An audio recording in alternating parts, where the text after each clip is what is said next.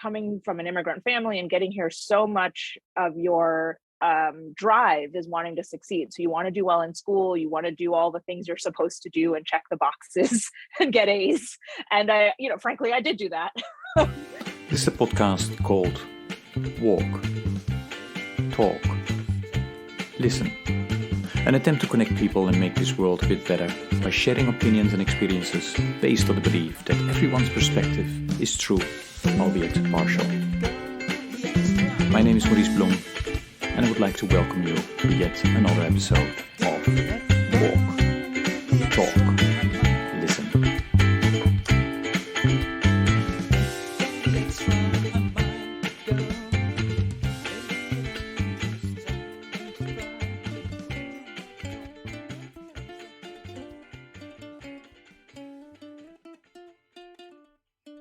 Good day, everybody. This is another episode of the podcast Walk, Talk, Listen. And as always, I'm delighted with today's guest who will introduce herself. Nadira, please go ahead. Hello, Maurice. Thank you for having me. So I like to say that I'm a writer at heart because that is the capital W work that I love and that I hope to be doing for life. But it's had lots of different permutations over the course of my life and my careers. It's meant being a journalist at places like Fortune and Newsweek.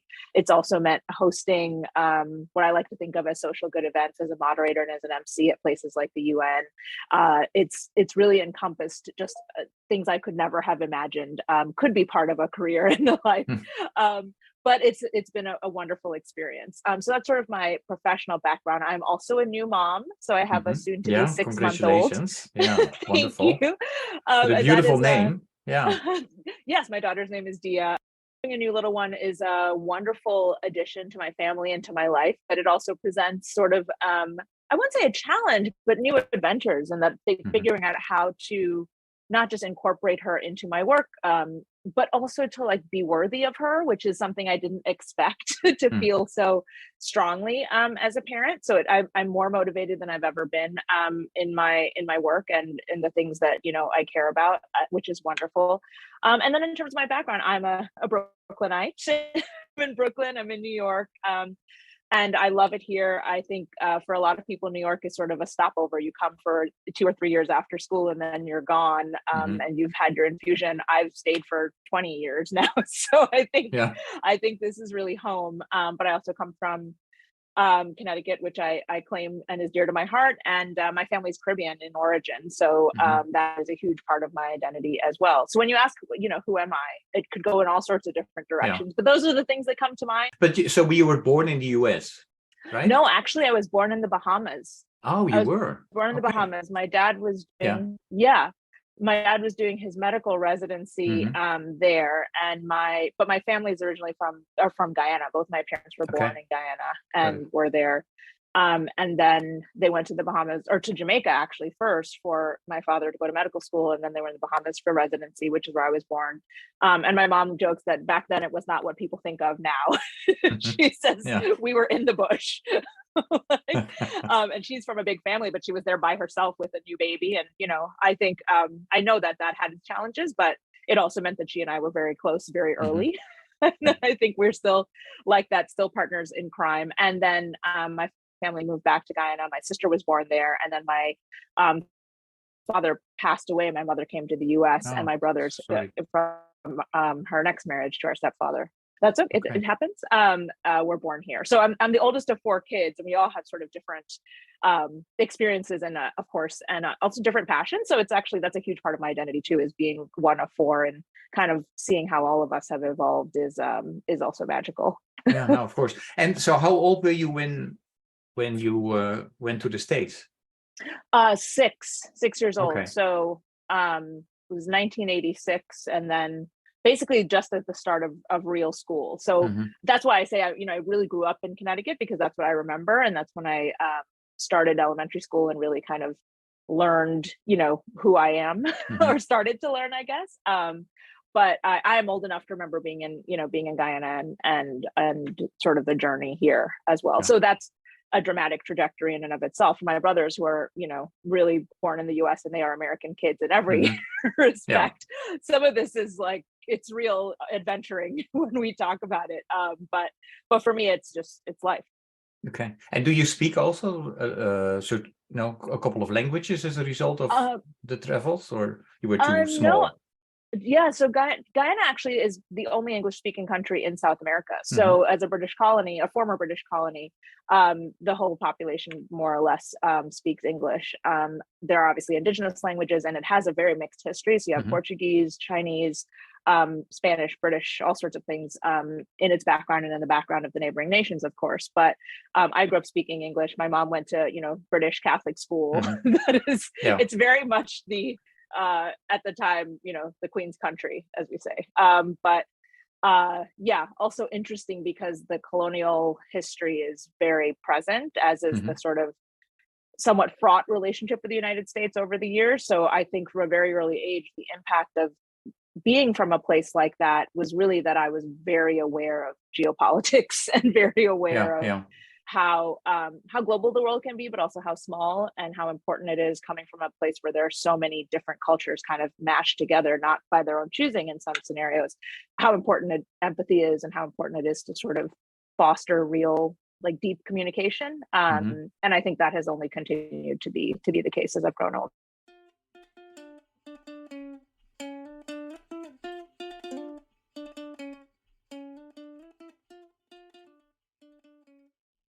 Studied not in New York or not in Connecticut. No, right? no, I studied at Stanford with an N. Stanford, I'm from Stanford, Connecticut. Yes, I went to school at Stanford in California, and I was an English major, but I was the editor of the undergraduate paper at Stanford, which is a daily newspaper, and ended up getting a concentration in poetry. So I sort of had like a very, I guess, I just was always interested in how to think. So it isn't so much that I was sure about writing or I was sure about any particular career path. I just was very much interested in like getting a lot out of my education and connecting with people and learning how to really think. Because I, like a lot of people out there, I'm sure, coming from an immigrant family and getting here, so much of your drive is wanting to succeed. So you want to do well in school, you want to do all the things you're supposed to do and check the boxes and get A's. And I, frankly, I did do that. But one of the reasons I chose to go to Stanford is because their admissions packet came as a sort of brown folder, and on the front it said like, this is for all the late nights and all the things you did to study and all the sports you played and all the achievements. And then when you open it, the message was something to the effect of like, now you get to do whatever you want. So it's not come here and continue to be a workaholic, you're only 17. It was actually come here and learn who you are and grow and delve deep into what might be possible for you. And I just, even at 17, I just knew that was the direction I needed to go. Like I needed to be in a place that fostered real learning rather than forced me to just continue on this path of achievement, which, coming from the Northeast in the US, honestly, there is such a focus on achievement and sort of prescriptive box checking that I think somewhere on a deep level, I just knew I needed to get out of that rat race. I make the joke that in Jurassic Park, Timmy's falling down the tree and he never goes left or right. He just keeps running down. And you're like, no, get out of the stream. Of this, get out of the way. And I think I just had an intuitive sense that I needed to find a little bit of a left or right of center way of living. And that I wasn't going to be able to do that if I went to a place that just encouraged me to keep doing the same thing.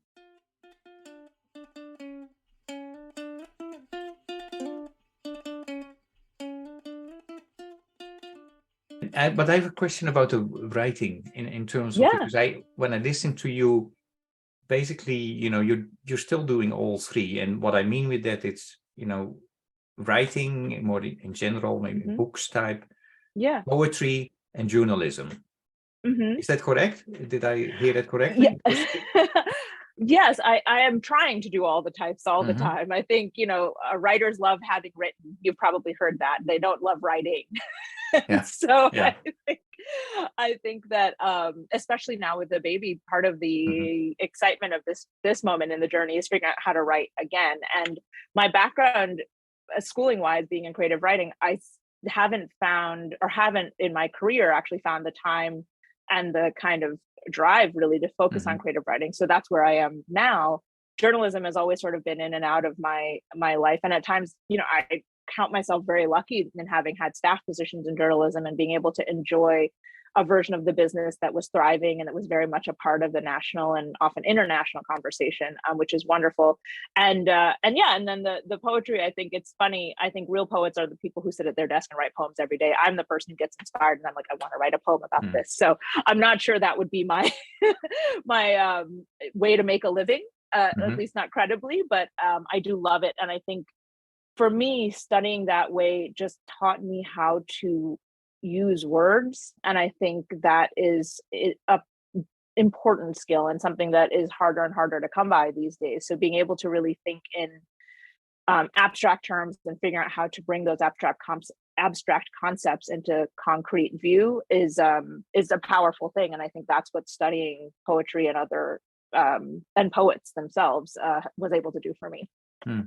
Okay. Well, thank you for that. When I was listening to you, I had to think about my sister, who is a writer, pretty famous in the Netherlands. She won a prize for her whole, the whole work of her.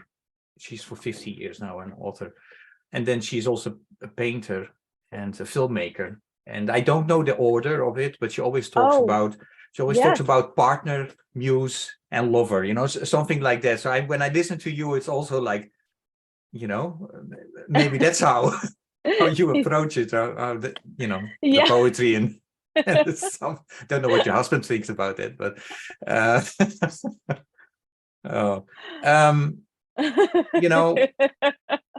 No, I love that. I'm going to steal it, but she's exactly right. Yeah. Hey, I when I was looking at your website, and we will make sure that we mention it also in the postcard notes. You write about the piece, people, politics, and there's another one that you mentioned. Who's slipping my mind, but I would like to talk about politics, and you mentioned it also, that it was always part of who you are. Can you explain a little bit more, and how is that still now in 2023 part of your life? Yes. So, I think part of this is an immigrant story. I'm a naturalized citizen. Actually, my mother was naturalized before I turned 16. And so that was my shepherding into the, American identity that I feel very deeply. And I think when you come in under those circumstances, you just have a different relationship to what this country is and what it can be. And I feel it, like I said, very deeply. So I think from a young age, I remember being at the breakfast, the lunch, and the dinner table with my mom and my siblings talking about what was happening in the news. The 2000 election was my first election that I was able to vote in. And I was just joking with my husband, I've never not voted in an election I was able to vote in, whatever that was. And he was like, that's weird, right? Like, that's not a normal thing. And of course, his family has been here for a few generations. But I said, that's my duty. You know what I mean? If I am able, it is the right thing to do. And it's a privilege. So I think for me, being engaged in what was happening politically always felt important for that reason, just because that is what we as Americans commit to. It is the way that we engage with this grand American experiment that is about to be 250 years old. And that is amazing. But I also think coming from a very sort of politically active region of the country, it felt like a way for me to connect with people and also to help others have an effect on their lives, because you have to be engaged in these things in order to control and hopefully affect your day-to-day life. And I think what we're seeing right now, we are in such a polarized climate, but I think so much of it is because people have been in their own minds so disengaged from what is the reality of why things happen to them day to day, that in a way they're just crying out for some kind of control. And sometimes that gets expressed in really negative or misdirected ways. it's not real to them anymore, and so they don't feel ownership of it. And I think that's a very dangerous and unhappy place to be as a nation, because I just don't think it's actually true to our DNA. But it's a reality. And so I think for me, that's always been important. I think it feels even more important now. I think there's so much nuance in our political system, and it's not being expressed at all. We're living at the fringes. And that's just, I just think it's not only not the path we want to be on, I think it's also just not true to what's possible in this country. I think there's a lot that's possible here. And I think seeing young people get engaged in government and in governance is a wonderful thing. And I'm hoping that's what we'll see, in the years to come, but it can go either way. And I'm sure, I don't know if you saw, there was just a story about the American Report Card that came out today saying that, our civics scores for 8th graders are lower than they've ever been since they started mapping this. And I am only laughing to keep from crying in some ways. I'm not surprised by that. Obviously, there are a lot of reasons why it's happened, but I actually think that is a huge failure and something we need to look at, because in a lot of ways, like it's in that moment in emerging adolescence when young people really decide like what is possible for them in life. And if they feel like even their vote doesn't matter, they don't even know what it means and what it is they are given a voice in, then we don't have a lot of hope. And I have to believe there is more hope, but it's a real call to action in my mind to get involved, because for me it was, as a young person, a real way to feel powerful, and not powerful in a megalomaniacal way, but powerful in a sense that you are part of something amazing, and there's a lot of great reasons to be engaged with it.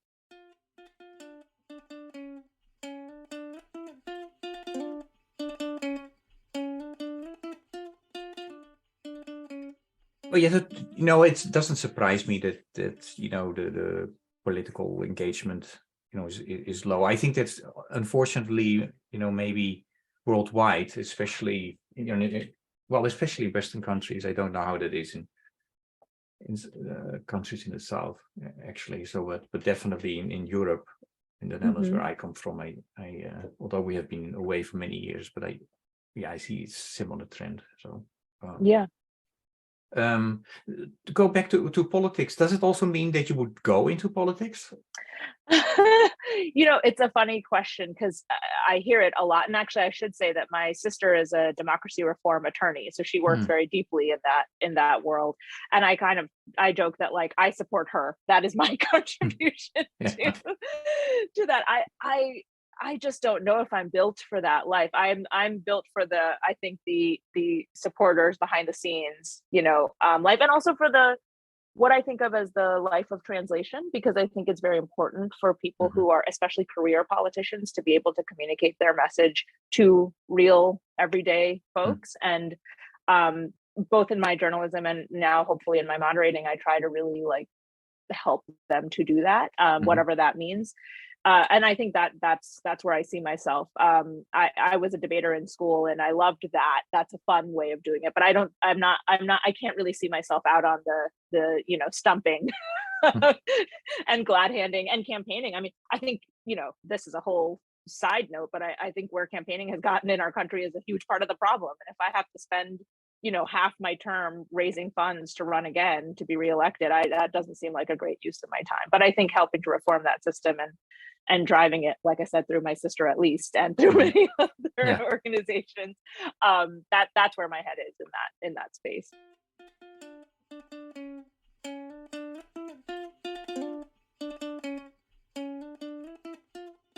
Okay.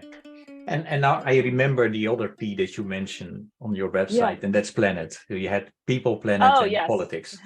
And maybe, we will talk about the planet later on. When I was, trying to prepare me also about all those things that you've done, which is pretty amazing. You're also very passionate about, how I think, women have been portrayed and what they need to do. You mentioned, I wrote this down for myself, better than stronger. You said at a certain point, and you're making your point. I like that. Yeah.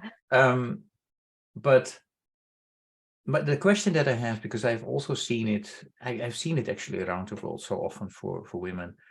if they are successful in more than one area, that's problematic, seems to be for people. You do one thing.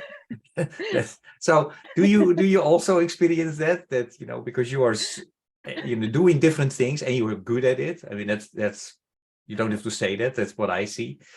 That's creating issues like, why should you do this as well? You're over there. It's funny when you mention about women doing multiple different things and that being tough for people. I think we're sometimes putting that pressure on ourselves because there is this sense that you only have a finite amount of time, especially if you want to be a mother or you want to do sort of the family or the homemaking at any point in your life, that you've got to fit it all in. And so anything that you put yourself forward to do is then taking away potentially from something else. And of course, this zero-sum game approach to life is not, it's not a way to be, in my opinion. But I think we're getting that message very early on. And I'll share, I was at coffee the other day with a young woman who, you'll appreciate this story. So one of my member of my family goes to the gym with a woman who he, just knows from the gym. They are in conversation. He mentions that, he is, his friend is having a baby, that she's in New York. This woman says, "Oh my gosh, my daughter is moving to New York. Can I give her her number?" So of course he's like, "I'm so sorry. I don't know how this happened. Now you have to hang out with this girl." And I said, no, I understand. She's a mom, right? She wants to give her daughter a shot. So I ended up going to coffee with this young woman, and she was saying, she's had some success in her young career, but is sort of trying to figure out what's next. And she said, it's tough because I keep getting matched up with senior women, and I feel like they're so discouraging. And I don't know how to manage that, because I understand that the reason my managers are putting me in these mentoring relationships is because they think these women can bring their experience to bear in a way that will make more sense to me or resonate with me more than somebody else might. But she's like, I'm actually having the opposite experience. And it breaks my heart to hear that. But I also have been there. I've been exactly where she is, because I think so often we're in this world where it's like there's only one seat at the table, so there's only for a woman, so it's you or me, or senior people who have been so beaten down, they're sort of bringing this very sad attitude and wanting to, for the right reasons, insulate you, but they're going about it in a way that's actually putting parameters and boundaries on you that aren't helpful. So I just think that we've been in a universe where there are reasons why women behave this way, or why we put limits on ourselves, and why the world puts limits on us. I think we just have to fight through it. And you mentioned this quote from me, or this idea of we're always being told how strong we are. And I think it's so funny because it will be like, "Oh, you're so strong. I love how strong you are." And in my head, strong means that you're reacting, right? You're in opposition to something that is trying to oppress you. I don't understand why that has to be the mindset. Why are we starting from a place of oppression rather than saying you are powerful, you are you have dominion over what is possible in your life? And again, some of these things maybe sound semantic, but I think they really speak to one's soul, right? Words have power, they matter. And when we are starting from words that are less than, we are only going to be able to see so much, for ourselves. So I think for me, I always tell, young people, I still think of myself as reasonably young, but I'm not as young as I could be. So when young people come and ask me, how they should be thinking about life or what they should be doing, I always say, just say yes to the things that feel right. Just if things come in front of you and they feel intuitively right, they're interesting, they feel like something that is worth your time, just follow that. And I think I've always done that. So it's yielded all sorts of different crazy things over the course of my career. But I will say, when I look backwards, there are very clear through lines. There are always things that I'm passionate about. They're always, to some extent, cause focused. They are always about building bridges between people and translating for folks who don't necessarily intuitively understand each other. And that sort of has driven everything that I've done. But you're right. It can be perceived as all over the map.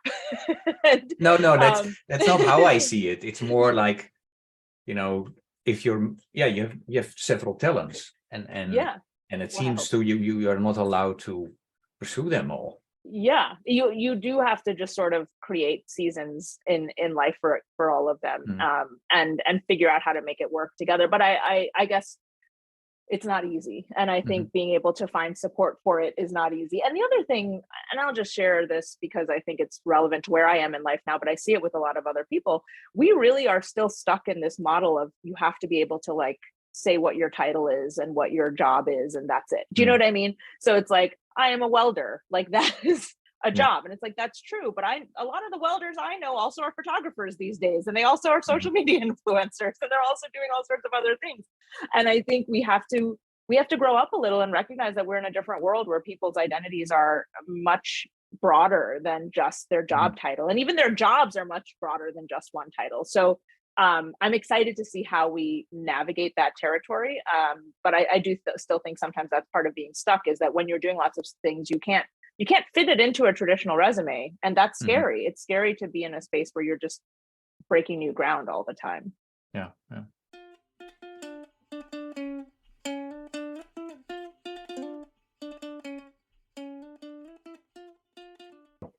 No, and it's interesting that you say that, because I had a couple of guests who were, when I asked them, can you tell a bit about what you do? And then they felt strange saying it, because they were also like you, involved with several things. So, and then they were explaining to me, and a lot of people then don't understand. Yeah, but what do you do?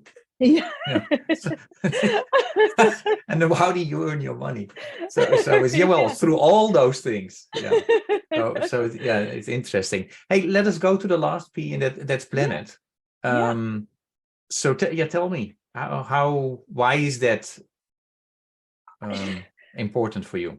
Yeah, I'm amazed that it's not important for everyone. And again, I think coming from an equatorial country, coming from a background where my family for several generations back on my mom's side were all rice farmers, very much at the mercy of the weather, at the mercy of governments, at the mercy of all sorts of things. And I think they love that. It's very deep in their bones as their sort of legacy. But I think it's very hard. And I think starting from that place and then recognizing both that the world is full of bounty, the earth itself is full of bounty, but that we need to be stewards of it. That was something I recognized from childhood, especially coming from a country like Guyana, which is 2/3 rainforest. And we were very lucky in a lot of ways that much of that was preserved. It's Amazon rainforest.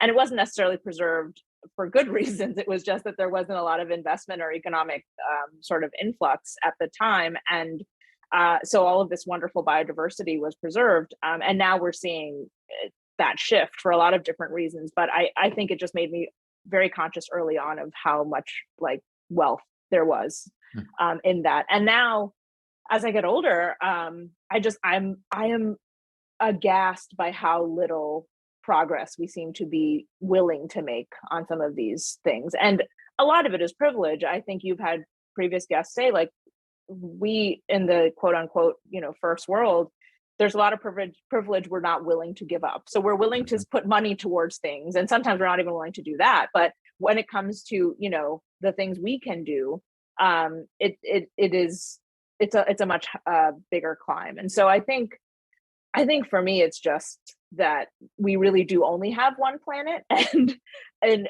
we've heard, and I'm sure you've heard this too, like the way we treat the least of us is the best marker of who we actually are. And we talk about children, we talk about the elderly, we talk about veterans. I think for me, the actual planet is in that as well, because, animals don't have control over what we do to their habitats. The earth doesn't have control over how we use and abuse it. And I think the fact that we just continue to use and abuse it is not a credit to us in any way, shape, or form. I understand too that humans are sort of built in this immediate gratification way. So it is hard to say, oh, I have to give up my X now so that my children can have Y or Z. But I do think it can't just be about our children. It has to be about everybody else's children, and it has to be about, conservation. It has to be just coming from a broader mindset. And I will say that I think some of that for me comes from just being brought up in a community, especially in a church community too, that was just very thoughtful about this sort of thing. So I think for me, my family is Presbyterian, but very open. So not dogmatic at all. And, we joke with my mom that she never actually married another Christian. So we had all the religious books up to and including like Norse myths and Egyptian myths and Greek myths as children. And I think we just were taught to understand that as humans trying to understand the world. And so for us, it should also be a way to understand the world. But I think in our church community in Stanford, we were just always talking about these kinds of things, about stewardship, about what it meant to care, not about just ourselves and about each other, but about the world, which encompasses the earth, obviously. And I think that's just deeply important. But I also think climate is one of those things where unless we get it right, everybody lives or dies on the strength of what we are able to do on this front, right? It is not, there's no geography that won't be affected, no class, no race, no religion.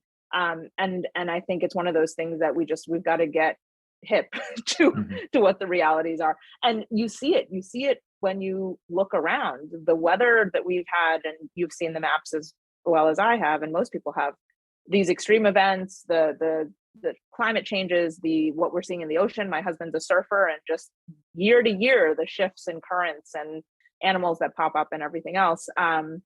It's dramatic. And I think to be able in my lifetime to see the actual earth be so deeply affected by the actions of humans in unquestionable ways is deeply frightening. And I think we don't want it to get worse. So it's one of those things that I just think it's crazy not to talk about it. Do you know what I mean? Yeah.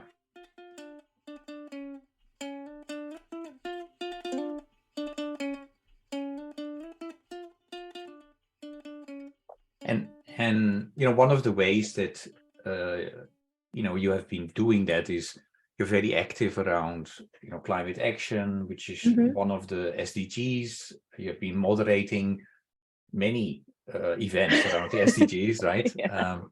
Yeah. So I saw you being the moderator around SDG in action. It was not long. Yeah, you were pregnant in September. I was pregnant. Yeah. You were almost about to. I was 35 deliver. weeks pregnant. Like, save you did the a great world, job.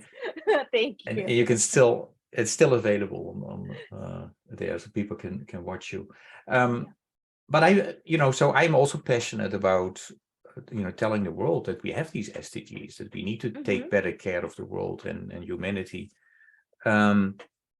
So the question that I have then for my guest is, one is, do you know about the SDGs? Well, what do you like the listeners to know about the SDGs? I think I should say first, I remember doing an event at the UN headquarters here in New York in 2015 when they were launching the SDGs, and being very excited about the model because it felt to me very accessible. These are goals that everybody can understand. The iconography is beautiful. The kind of spirit of these goals, I think, is very much for every single person on Earth. And I love that.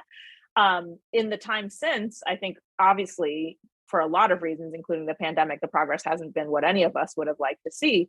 But I think I am also hoping that part of the accelerated action that we're all going to engage in, coming up to 2030 and beyond, is getting more people engaged in the SDGs, because I do think that they are still, for a lot of people, not top of mind.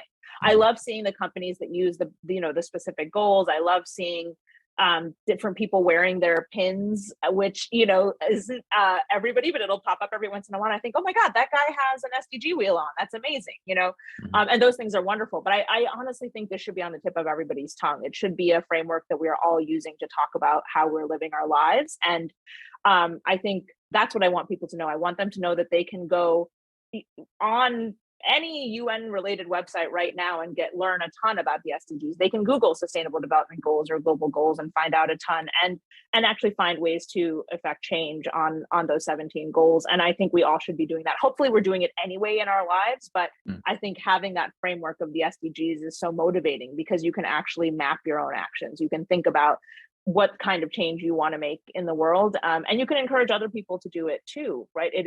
It really is a tool, and I want more people to know about it. That's as straightforward as I can be. Okay. And you know what for me is strange to see is that actually this is one of the few countries where people don't know about it. Actually, so how come? I mean, it's also the only country that did not do a voluntary report on where they are with the progress, right? Why is that, you think? Oh, I think there's a lot of privilege built into that as well. I think this goes back to those sad civic scores I was talking about, where I think people are disengaged. I also think that here we are living truly in the lap of luxury, even at the lowest levels, even at levels that are truly what we would consider poor or in poverty in our country. You still have so much access to infrastructure that just does not exist anywhere else in the world. You still have school, you still have Wi-Fi, you still have all sorts of things that just allow you to live in a little bit of a bubble. And unfortunately, I also think we have been living in a very individual time in the United States. I hope to see that change. I think there is change happening on that front, but this whole, sense of not just our nation being exceptional, but every single person in it being exceptional and not having to engage at all in the realities of what is happening around the world. I think it's really led us down a tough path. But I think that's why you don't see people knowing about it, because we're not motivated to get involved because we think we are insulated from anything bad that could actually happen. And I know that's not true. That's not true. And I think deep down, most people should know that it's not true. But anytime we're sort of confronted with these realities and have to kind of sit down and really face them, I think we shy away from it because we're sort of like, well, it doesn't really mean us. Like, if I leave the water running, what's really going to happen? Do you know what I mean? And the reality is we're seeing it happen right now. We're seeing the Colorado River is drying up and you're going to see water rationing happening in the Southwest. I don't think most people are registering the reality of that yet. And, my grandpa used to say, those who don't want to hear have to feel. And I think that's what's happening right now, that we are in a country full of people who don't want to hear. And I am so sad that there are so many people who are going to feel the effects of that in very negative ways. And of course, it is going to be the least of us. It's going to be the people who can ill afford to bear the brunt of those consequences. But hopefully that motivates us. I think that is a huge part of why you see so many Americans disengage from it, because they don't think it affects their everyday lives. And that could not be less true.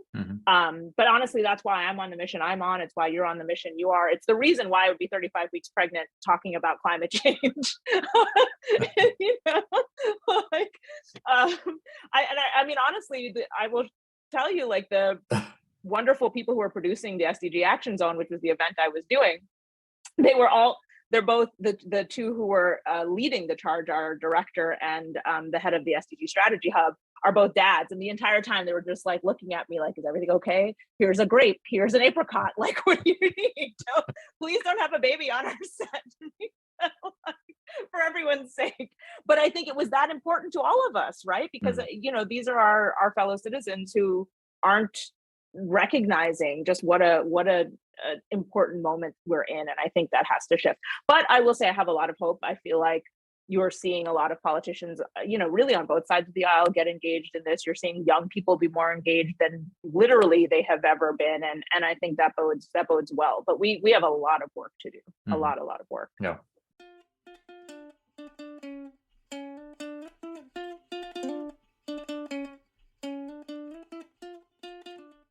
Now, a lot of work to do. I mean, you mentioned one of the reasons that we are not making the progress that we should make, is probably, not probably, is for sure because of COVID.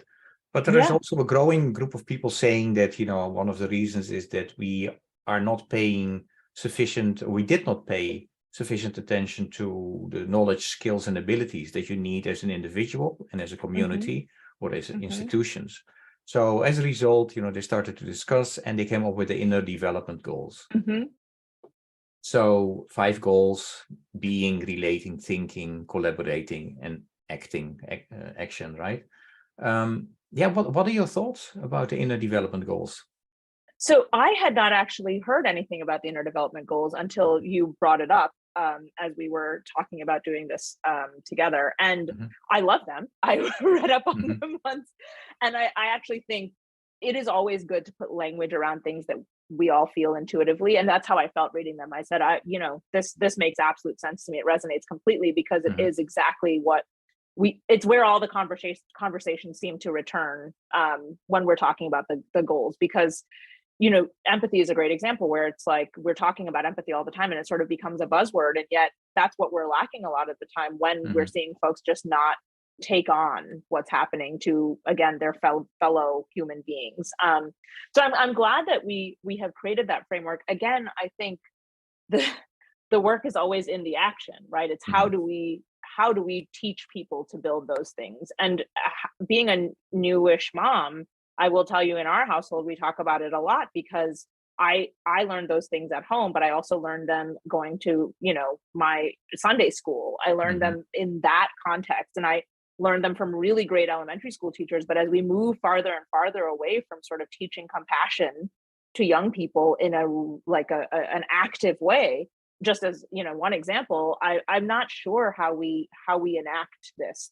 There are some things that I think are so internal, like inherent to being human, and we haven't figured out how to actually teach young children about them, because I think we just expect them to be there, and now we're seeing, they're not there for a lot of people. So how do we instill that in our young people? And I'm excited to see the framework. I'm really looking forward to the continuing conversation of how to actually build these skill sets, not just in children, but even in adults, because I think there are plenty of adults that need that work right now. Yeah. No, and a lot of work is being done, and I think the next summit is in October. But yeah, I together with Seattle University, the Center of Ecumenical and Interreligious Engagement, we have been experimenting, in workshops and introducing the idea of the inner development goals, and it definitely resonates. People,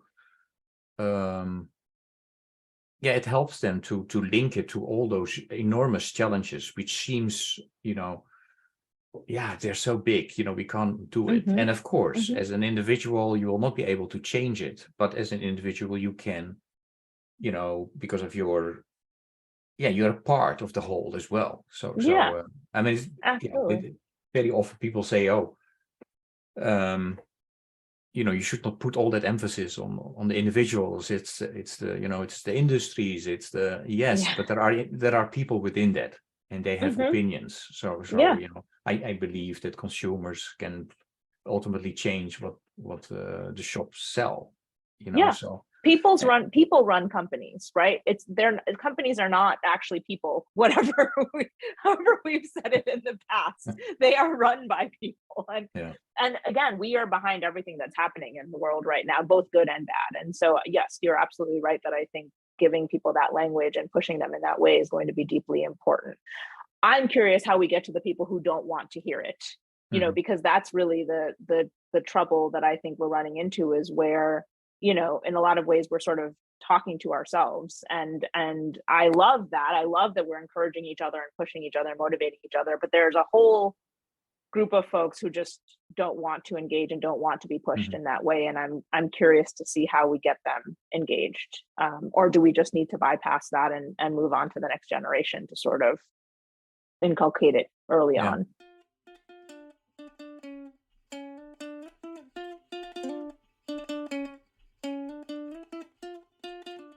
Well, one of the reasons that I started this podcast, because I'm trying to connect people.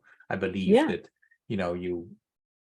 nobody can be, this is Ken Wilber, the philosopher, he's saying that, nobody can be wrong 100% of the time. So if that's the case, then there is a moment where you can start the discussion, start a dialogue. And it's the beginning of many things, right? Hey, you were alluding to your upbringing. That part of your upbringing also was the going to church, Sunday school. So very often, first of all, this particular podcast is a spin-off of a 100-mile walk that I started in 2012. Which is wonderful. And it's got a little bit out of hand. But, when I'm in the best walking, possible way. Yes and no. You get older, you get injuries. It's not that nice anymore. But no, but so sometimes I'm accompanied by other people, and we talk about religion, spirituality. That has probably to do with the walking. And then a topic that always comes up is the younger generation.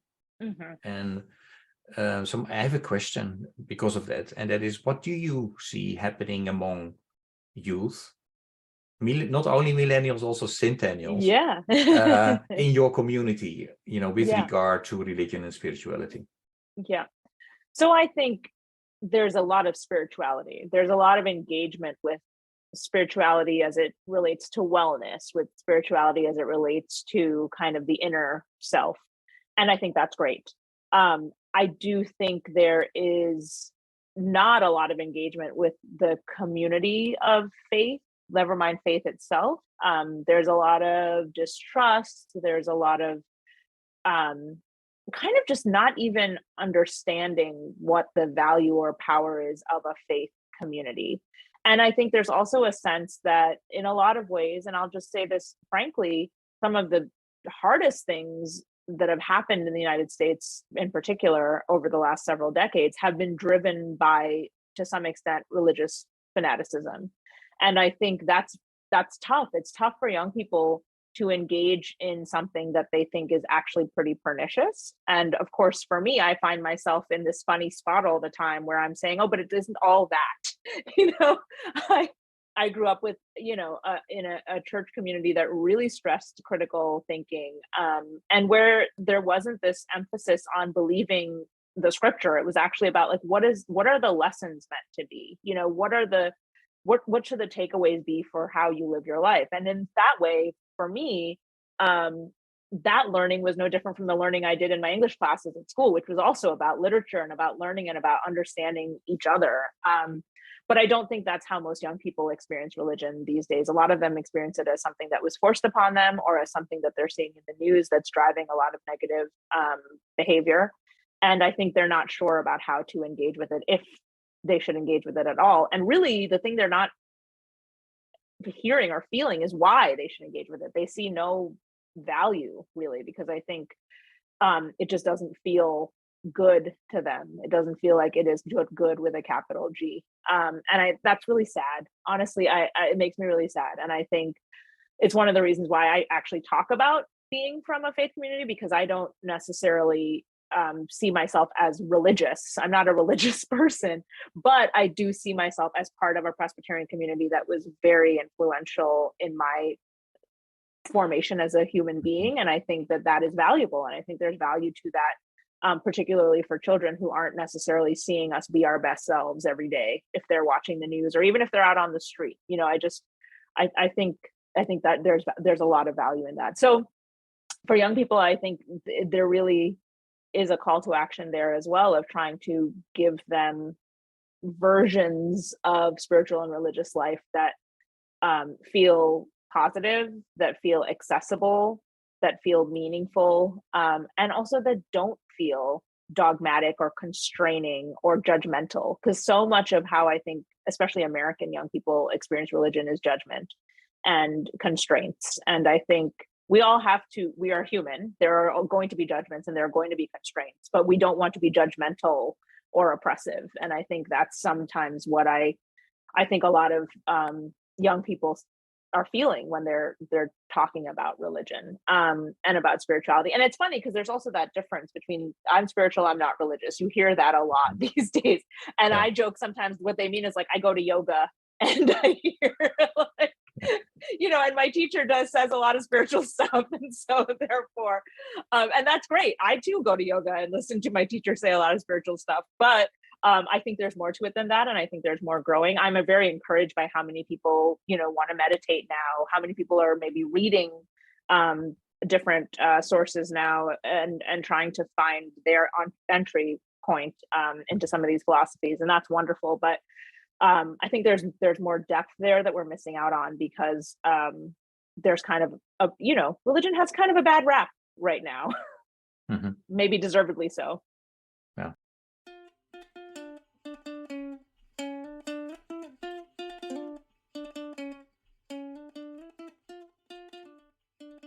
Yeah, I would like to go back to my 100 mile, because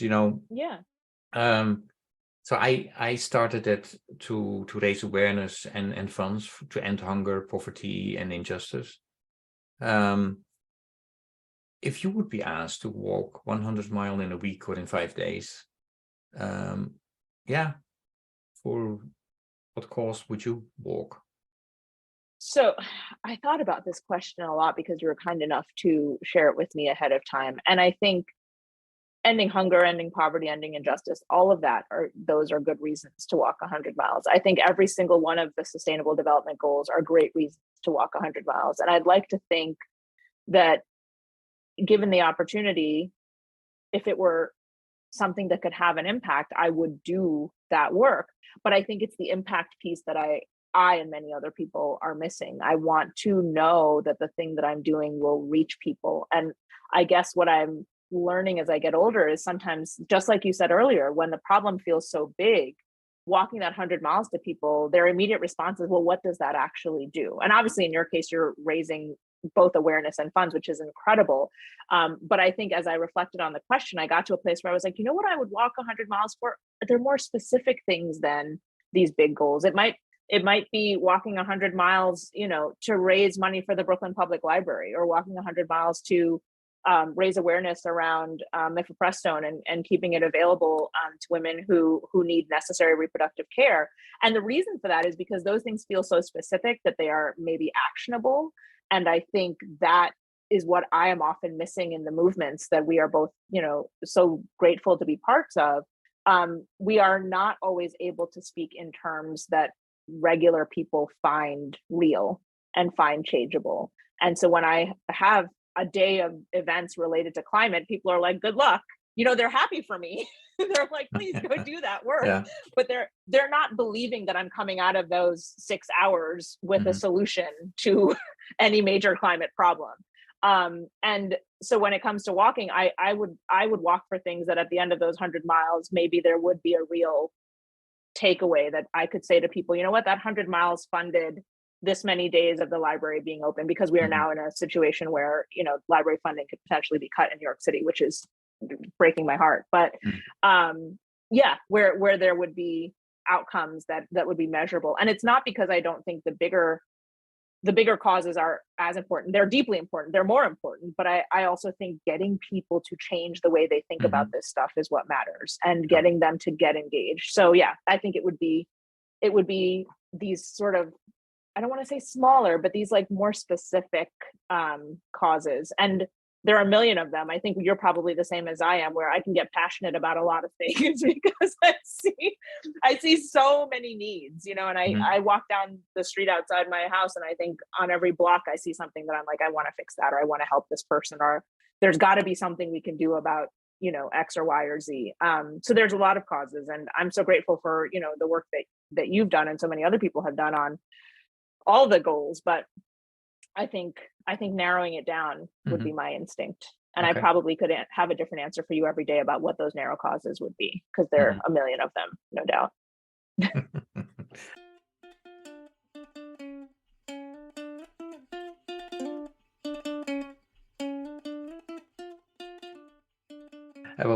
I might hold you to it next year, say, okay, yeah. I walk for this, you walk for that. Yeah. Hey, so I alluded before that, I'm trying to connect people or see different perspectives, right? So one of the questions is about this. I have a question for you from the previous guest. Yeah, so my question is actually sort of related to this question. Is I want to know, like, what is, and it's more action oriented. I don't know if this doesn't actually work, let me know. But what I'd like to know is, what's one issue where you feel like fully decided, and you don't really listen to other perspectives, and what can you do to sort of open your mind, or open a conversation, or open a relationship that would allow you to sort of reinterrogate a particular view? So I think that's an incredible question. And And I think my answer would probably be something we've talked about a lot already, which is climate. I have pretty much decided what I think on the climate front, and I'm not, it's not that I'm not open. It's just that I have not heard any arguments that are persuasive. And I will say I do try to be open. Part of the reason I do the work I do in front of audiences is because I want to put myself in a position to hear lots of people and to help other people hear lots of different people and different perspectives within, reason and with respect. But I think climate is one of those places where every time I've read perspectives from people who are on the other side of the issue than I am, the science feels not super substantive.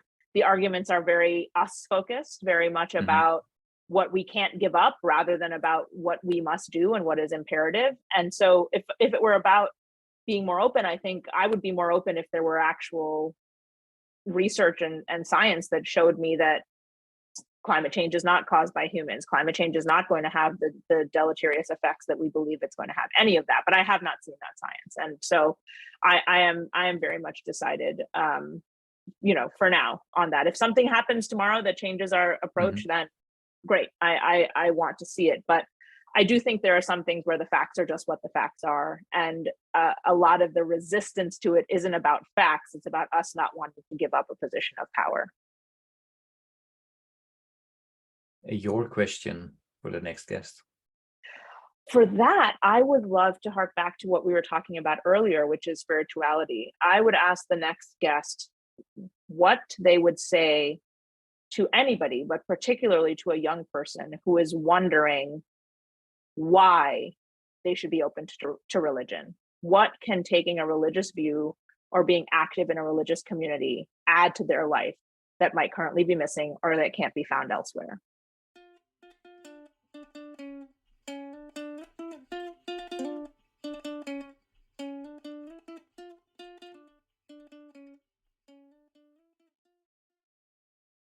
I like that question. And I like that question.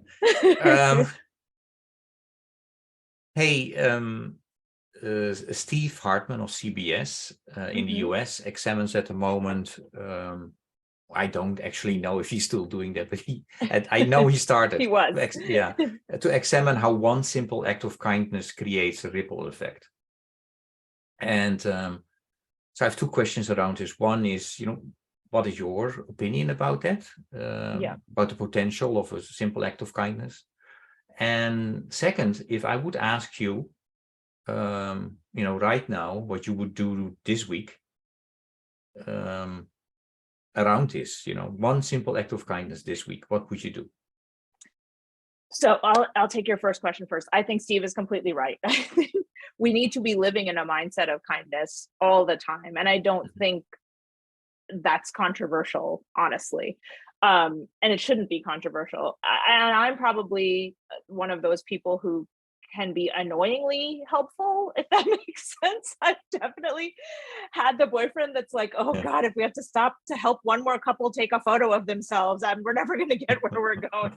So, and I think honestly, that comes from my mom and my grandma and the people in my life who brought me up, who were always sort of just involved with people. If they saw somebody who needed something, they tried to be of use and of help. And I try to live my life that way as well. And I think it's not just about how that act of kindness helps the individual who you're actually helping. It's about the example that you're setting and the tone that you're setting. And just as my mom obviously set an example for me and for my brothers and sister, I think whenever we do anything, especially now that we're living in these dense urban centers where people could just walk past each other without a second glance, I think we're setting an example for each other. And you see it on the subway here. If when somebody comes on and performs and you pull out a quarter, suddenly everybody's pulled out their quarters, and that's a small and silly example, but I do think we have to continue to model for each other the behavior that we want to see in the world.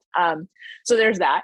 And I think if you were asking me about what my act of kindness would be, I'm doing one right now in that I'm editing a cover letter for somebody I don't really know at all, but who mentioned that they needed help. And so I said, oh, that's a thing I can do. So there's that. And, again, I try to do it every day. I do we were just at the botanical gardens, and there was a wonderful mom taking pictures of all her kids, and none of the kids were old enough to take a picture with her in it. So I pulled over my kid and said, I'll take a photo of you. And then she very sweetly was like, oh, I should take one of you guys. So now I have a picture I wouldn't have had otherwise with my daughter in the cherry blossoms at the botanical garden here in Brooklyn. So those are silly and small examples, but I think we should just be living in that sense of kindness all the time. And kindness is an abundant thing. It doesn't cost us anything to just be nice, be decent, smile at people. I still say hello at everybody as I walk down the street. And I think some people must think I'm a strange person, but I think most people actually love it.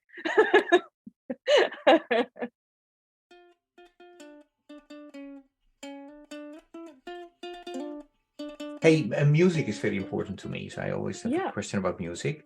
If I ask you to come up with a piece of music or a song that best embodies who you are for a big part, which piece of music or song would that be and why?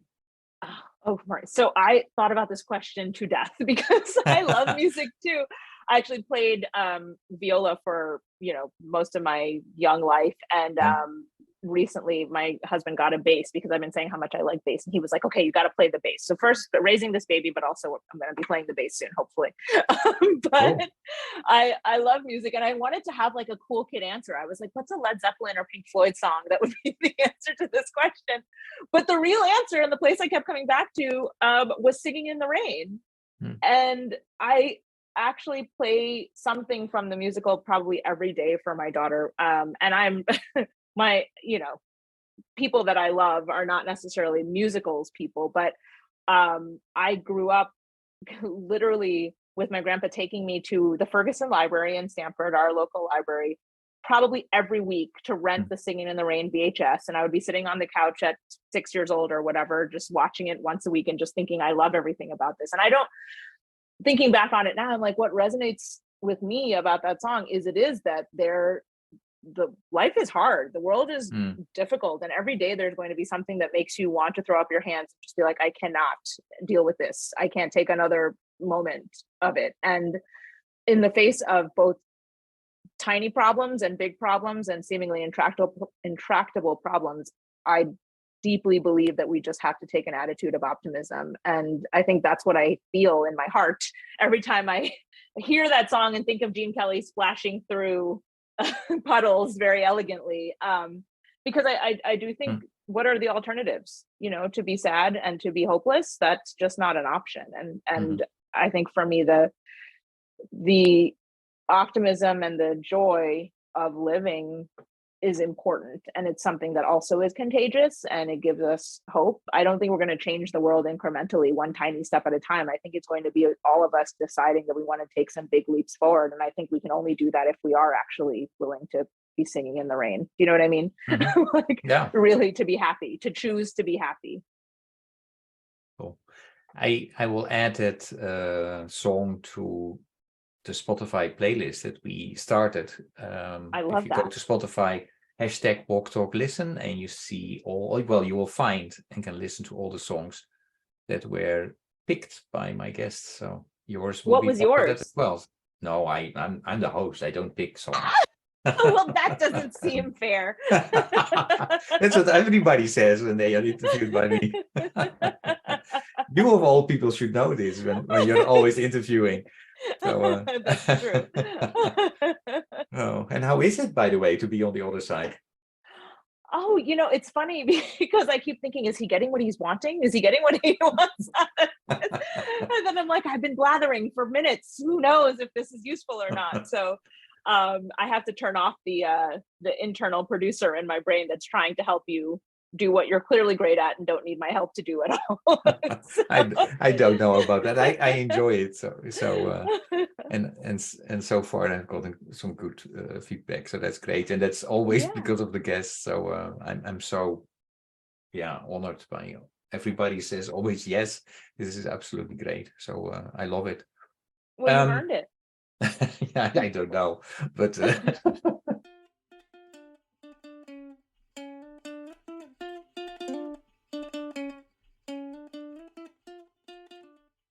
and I really invite the listeners to check out previous work that you've done in your articles, and when you go to your website, there is a lot what you have done over there. So that's Nadira Hira. It's .com or nadirahira.com.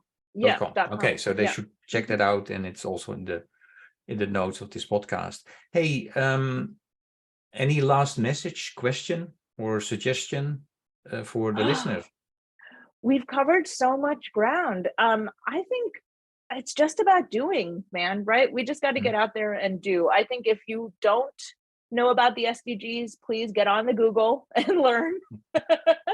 And then pick one or two or three. I don't think you have to get precious about it. I just think pick some goals and hit them. We've got all of 2023 in front of us and some long runway to 2030, which is sort of the next big milestone that many of us have in mind. And I think that a lot can happen in that time. So I just hope, and I commit to this myself, I just hope that we can all take that mission deeply to heart and find ways to infuse our world, not just with action, but with joy and with movement, and with reflection, because I don't think we're doing a lot of that or enough of it a lot of the time either. And I think that's how we stay motivated, is by doing the internal work too, to make the external better.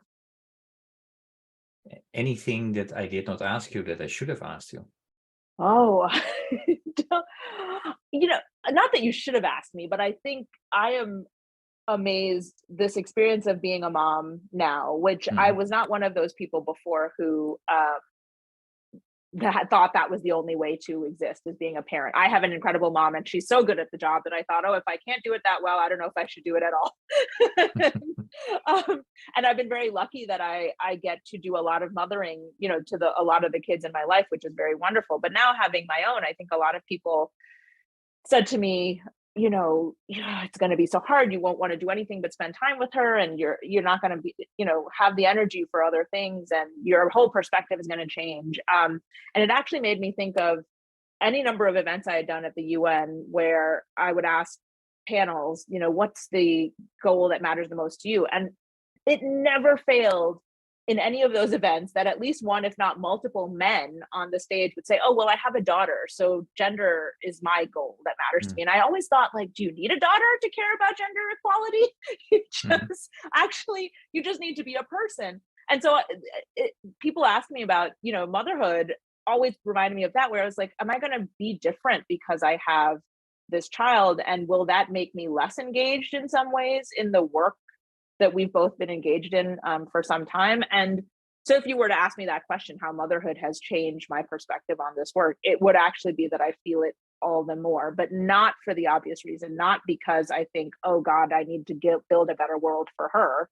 It's actually because I do believe that as she grows up, I want to set an example for her. I want her to be building the better world. I want her to be engaged in that work as much, if not more, than we are. But I want her to also say, like, I learned that from my mom.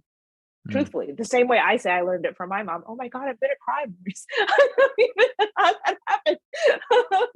But I want to be a credit to her. And I think that makes me very excited for what's coming in this next time, because I've been doing work that I feel is important or meaningful all of this time, but I think there's new meaning infused in it by wanting it to be valuable on behalf of my child, and wanting her to grow up and say, like, I want to do that and so much more, because I've had a great example set for me at home and in my community, and to really be driven by that. I mean, it's the reason I did the action zone at 35 weeks pregnant, because I asked myself, why would I be doing this? Is crazy. And then I thought, no, when she is old enough to watch this, I want her to know, like, this is what I expect of myself, and so hopefully you will expect that and even more of yourself, because you're capable of it. We're all capable of it. We're capable of fixing everything that's wrong and building something beautiful. And why shouldn't we?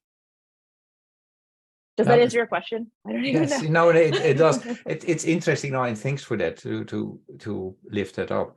Actually, the question was in my head. Yeah.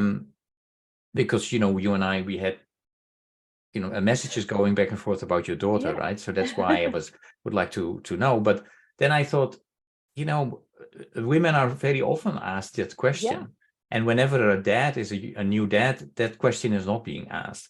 So that's why I didn't. I appreciate that. But I think dads should be asked. Yeah, right? no, Because you're right. Yeah. And I think that's an important lesson too on the gender front. It's not taking away things. It should be adding things. It should be, here in the US, we have such a mismatch with maternity and paternity leave. And it's so crazy to me because it's like a dad is as important as a mom, right? And in some ways it's more important for him to be home because there's no way for me not to feel the physical experience of being a mother. It is very easy as a father to disengage from that. So it's even more important that you be given the space to connect to what it means to be a dad, because so much of it is going to happen not in a physical way, but in an emotional way and in a psychological way. But yeah, it's funny that is the reason you didn't ask the question. And I appreciate it because obviously that's coming from a good place. But I think that's why I'm so much more willing to engage with that question of motherhood than maybe I would be in a different context, because I think it is important for us to talk about it, not as something that takes away or that suddenly makes you some kind of, iconic version of a mother that is now different from who you were as a professional or as a person. But actually to say, as a mom, I feel more integrated into my work, but also more critical of it, and critical in a good way, more willing to say, what is it that I'm actually doing? And when I have to answer to her, because I do think as a parent, in some ways you are answerable to your children, you should be. When I'm answerable to her, will I have good answers? Will I have good reasons for the things that I've done? And will they feel worthwhile to her and to me and honestly to the world? Because that is, I think, what we should all be striving for. It doesn't mean every day needs to be a struggle, but I do think that we are all in a kind of contract with each other, and we should be wanting to make the world better for each other. And hopefully that's what we're doing. That's certainly what you're doing. Keep my fingers crossed. As I mentioned to you earlier, I mean, I'm so privileged that I've had such wonderful people, I guess, I've learned so much from them. So I hope also the people who have been listening to this as well, and all those, that goes also back to small steps ultimately. Small. I think Ellie Price in the podcast two podcasts ago, she was talking about her teacher. Who said, your visit to your experience in another country, it will not change your life, completely, but even if it's 1 degree, ultimately on the long run, you end up somewhere else because, we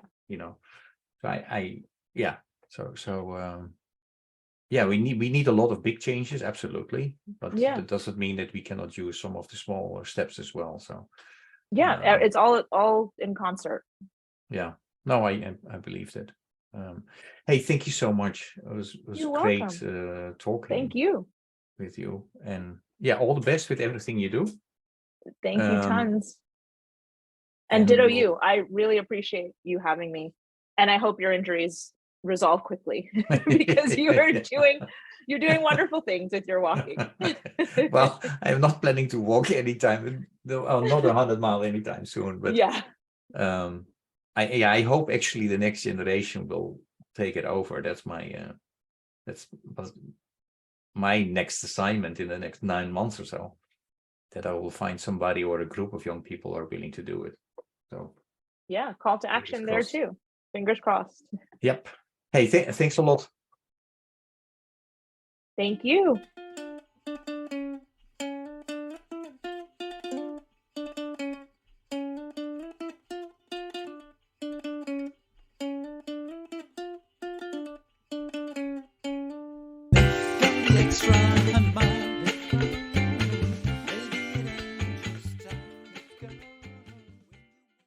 Thank you for listening to Walk, Talk, Listen.